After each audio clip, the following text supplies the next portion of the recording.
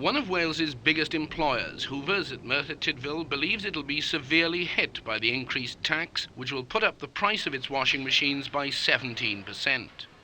For the company, it comes at a time when it's been recovering from severe labour troubles, which slashed production and profits. More than 500,000 washing machines, including 40% of the entire British market, are made here every year. But industry forecasts are now very gloomy, and sales are expected to fall by as much as a third during the next year. Exports, of course, aren't affected by the increased tax, but even though they account for something like a third of Hoover's production, the expected fall in the home market could bring serious consequences. If the forecasts are right, then the labour force of 5,000 at Merthyr may have to be cut or put on short-time working.